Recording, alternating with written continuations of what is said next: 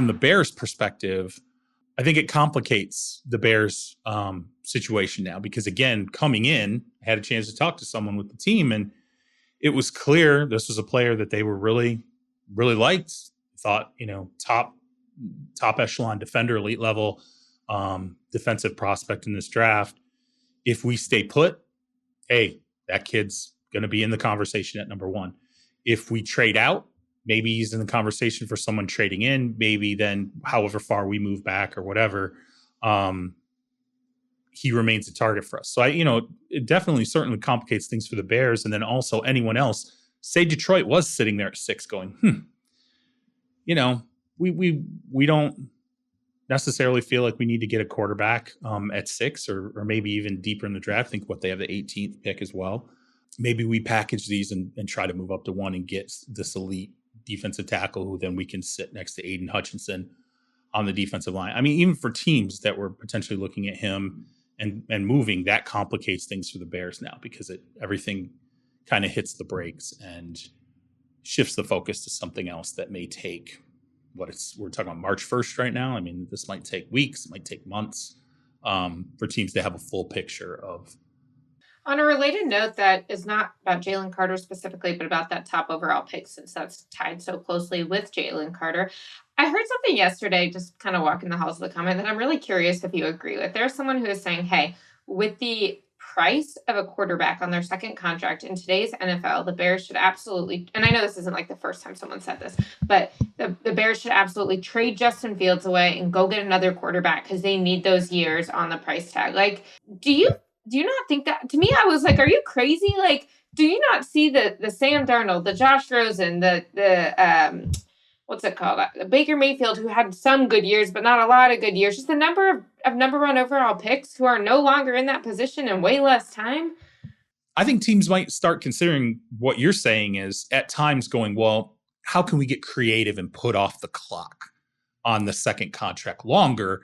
And if you're the Bears, you're sitting there staring at Justin Fields and going, he may have trade value right now. So we could still take a quarterback. We gain assets in trading Justin Fields. And then we also gain another 2 years. We start the clock again.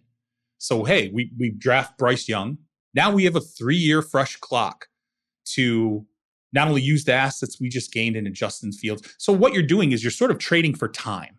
You're trading Justin Fields, not just for assets, but you're also trading Justin Fields for the aspect of time. We don't have to think about paying this guy after next year because, hey, it's 3 years. And I kind of get that. I mean, that's why I do think there's a jarring aspect of what's going to happen with Daniel Jones, what's going to happen with Geno Smith, because that has not been sorted out. As much as we talk about the Herbert, Burrow, Lamar, all those deals that are going to be explosive and huge, there's this whole other conversation where it's important the deal that Geno Smith does. It's important the deal that Daniel Jones does because it sets some kind of this middle expectation. And I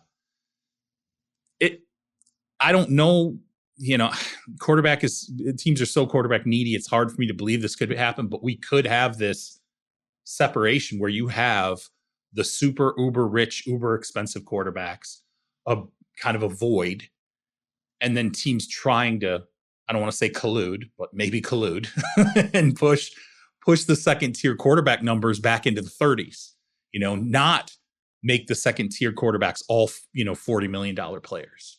It's going to be complicated, but I do think that's interesting. I mean, do you realistically see them trading Fields? I mean, really, it does not seem to be anything that is on their mind. I will put it that way.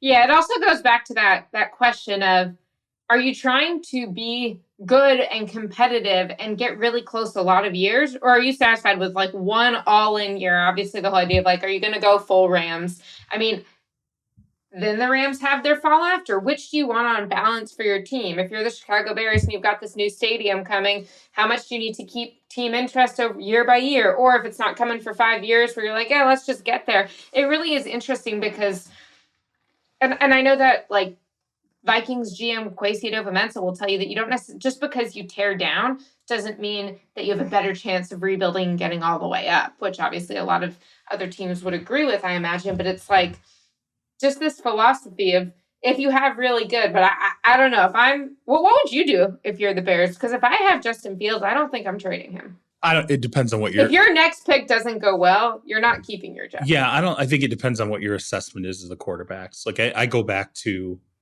when the Cardinals took Kyler Murray. People can say whatever they want about Kyler Murray. The Cardinals made the right call with the number 1 pick. They looked at Josh Rosen and said, nope, we've had him for a year. Yeah. We definitely don't believe he's the guy. And so we're going to go ahead and pull the plug on that. And we're going to go with the better quarterback.